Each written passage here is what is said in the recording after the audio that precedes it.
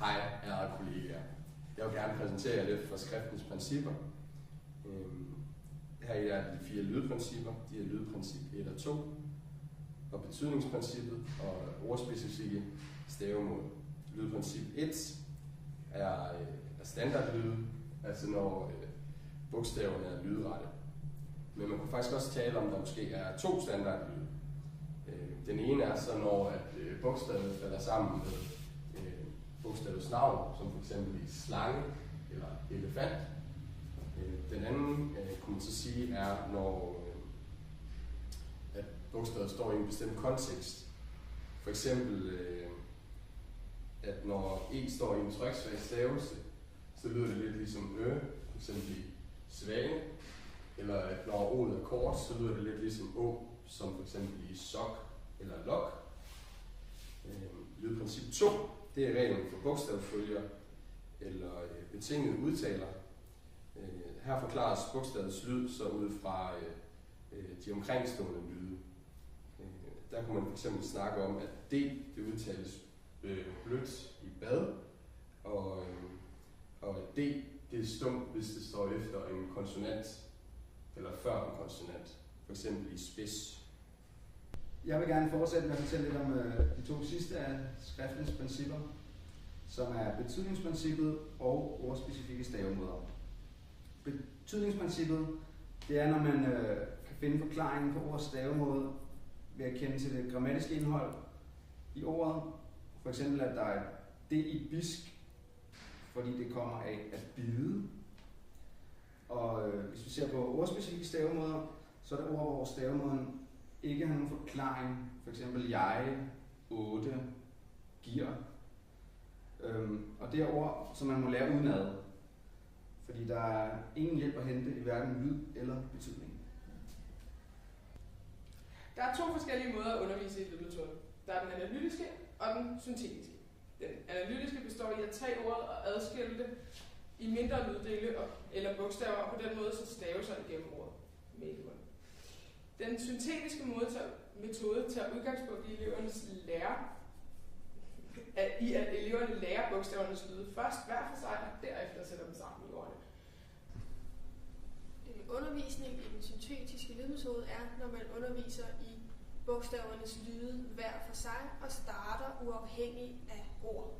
Som for eksempel I kan se øverst her på tavlen, så underviser man børnene i S-lyden, som er S, O-lyden, som er O, og L-lyden, som er L. Så underviser man indtil børnene er sikre i, at det tegn, som står til sidst, det hedder L. Og så så sætter man dem op på en tavle, og så skiller man dem, eller så samler man dem mere og mere, så man starter med at sige S, O, L, og så sætter man dem lidt tættere på hinanden og siger S, O, L, og til sidst så siger man S, O, L, bliver til sol. Og på den måde lærer børnene, at ord består af enkeltlyde, som bliver sat sammen, og det er de sammensatte lyde, der giver ordet, og dermed dets betydning. Det her er en anden opgave, som kan øge elevernes opmærksomhed på ordenes og bogstavernes lyde.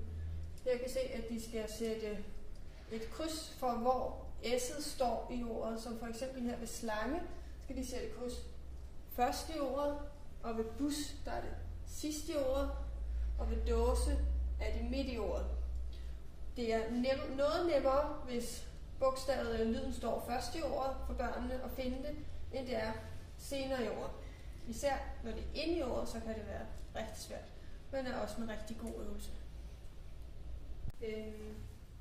Der er flere argumenter for, hvorfor man skal undervise direkte i lydmetoden, i stedet for at undervise i andre måder at lære lyd på. Der er blandt andet lavet et forsøg i Skotland af Johnston og Watson i 2005, hvor man tog 300 skotske børn og fordelte dem i 3 hold, hvor man underviste dem på 3 forskellige måder, blandt andet i den syntetiske lydmetode. Da man testede dem bagefter for deres læsefremgang, kunne man se, at de børnene i slutningen af 1. klasse, dem der var blevet undervist i den syntetiske metode, var 7 måneder længere fremme end de andre børn. Så blev alle børnene sat om til at undervise i Vi underviste i den syntetiske lydmetode, og da man tog test i 7. klasse, så kunne man se, at det stadigvæk holdt. De var stadigvæk bedre læsere.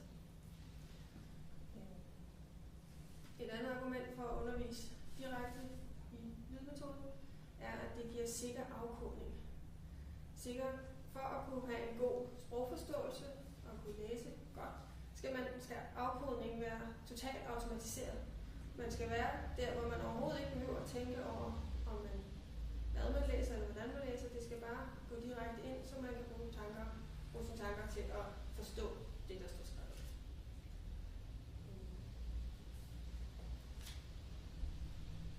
Ja, og det er især ved nye ord, at det er spændende. Ja, det er godt at være helt sikker i sin afkodning. Helt det, man møder nye ord gennem hele sin læsekarriere. Det er ikke kun som barn, og der skal man have en sikker afkodning.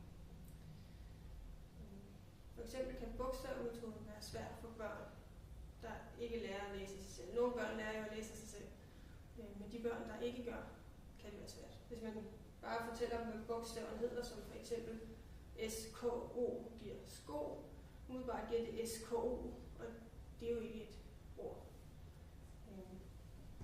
Med lige præcis med ordet sko er der også et argument for at undervise i de betingede bogstavfølge, fordi her giver bliver K-lyden til en G-lyd, når den kommer efter S. Så det hedder ikke sko, men sko. Og det kan være smart for børn at vide.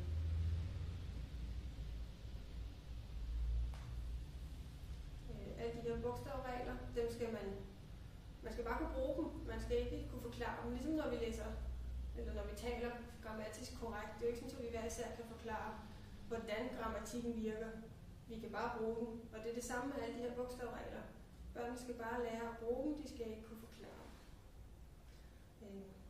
Og et sidste argument er, som Carsten Elbo siger, man lærer bedst det, man bliver undervist direkte i. Hvorimod børn med for eksempel helhedsmetoden, der skal de selv gætte, at bogstavenes lyde hænger sammen, at de skal adskilles, og hvordan man så sætter dem sammen.